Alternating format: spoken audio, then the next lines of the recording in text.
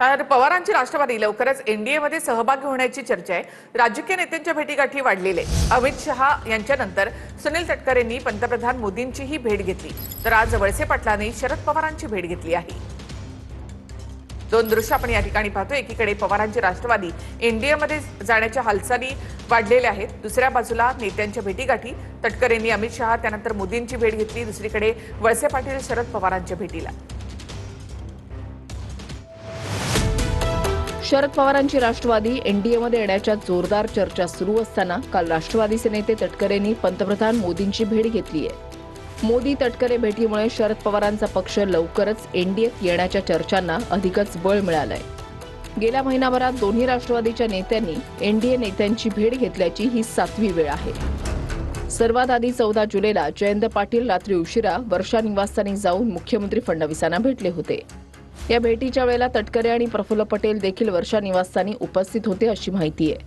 त्यानंतर 16 जुलैला जयंत पाटील उपमुख्यमंत्री शिंदेंना जाऊन भेटले होते। ईश्वरपूरच्या नगराध्यक्षांच्या अपात्रतेच्या कारवाईबाबत ही भेट घेतल्याचं स्पष्टीकरण जयंत पाटलांनी त्यावेळी दिलं होतं।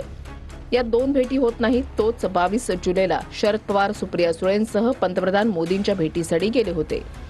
संसदेतील मोदींच्या कक्षामध्ये ही भेट झाली। दिल्लीमध्ये विद्यार्थी आंदोलन सुरू असताना ही भेट झाल्यानं या भेटीला विशेष महत्त्व प्राप्त झालं होतं। या भेटीनंतरच दिल्लीमध्ये पार्थ पवार आणि पटेल यांनी शरद पवारांच्या निवासस्थानी जाऊन त्यांची भेट घेतली होती। तर पुढे 27 जुलैला तटकरे आणि शहांची भेट झाली। योगायोग की राजकीय योग असा क्षण म्हणजे याच दिवशी सुप्रिया सुळे या देखील शहांना भेटल्या। सुप्रिया सुळेंसह खासदार बजरंग सोनवणेही या भेटीवेळी उपस्थित होते। त्यानंतर 28 जुलैला म्हणजे काल रात्री उशिरा तटकरे थेट मोदींच्या भेटीसाठी पोहोचले। या 7 भेटींमुळे पवारांची राष्ट्रवादी कधीही एनडीएमध्ये जाण्याची घोषणा करू शकते अशी चर्चा आहे। मात्र एनडीएमध्ये येण्याआधी दोन्ही राष्ट्रवादी विलीन होणार का याबाबत अजूनही स्पष्टता नाही। विलीनीकरणाचा संबंध नाही असं पवारांनी काल एका वाक्यात उत्तर दिलंय। खरं तर दोन्ही राष्ट्रवादी एकत्र येण्यासंदर्भात पुन्हा एकदा चर्चा घडू लागलेल्या आहेत। त्या संदर्भात दोन्ही राष्ट्रवादीचे नेते थेट बोलणं टाळत असले तरी एनडीएच्या नेत्यांसोबत होणाऱ्या या भेटीगाठींमुळे चर्चांना मात्र बळ मिळतंय। शरद पवारांनी अमित शहांना सांगितलंय की माझे खासदार डिलिमिटेशनसाठी मतदान करतील, ते करण्यासाठी मला माझा पक्ष परत हवाय, त्यांचा पूर्ण गट एकत्र हवाय। तर त्यांना त्याच्या बदल्यात 2 मंत्रिपद महाराष्ट्रात मिळणार आहे आणि 1 सुप्रिया सुळेंना मंत्रिपद हे दिल्लीत मिळणार आहे।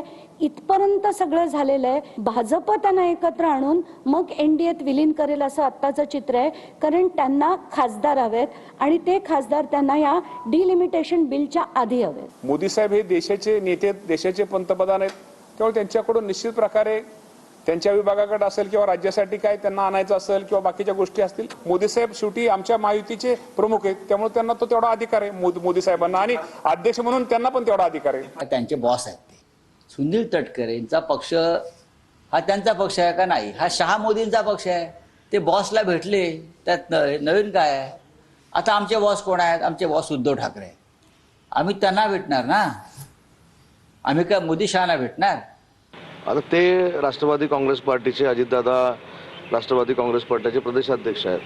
त्यांची काही स्वतःची विकास कामं असतील, मतदारसंघातली कामं असतील, किंवा राष्ट्रीय अध्यक्ष सुनेत्रा वहिनींनी अमित शहांबरोबर काही पक्षाच्या संदर्भात चर्चा करायला सांगितलेली असेल, त्या माध्यमातून ते बोलले।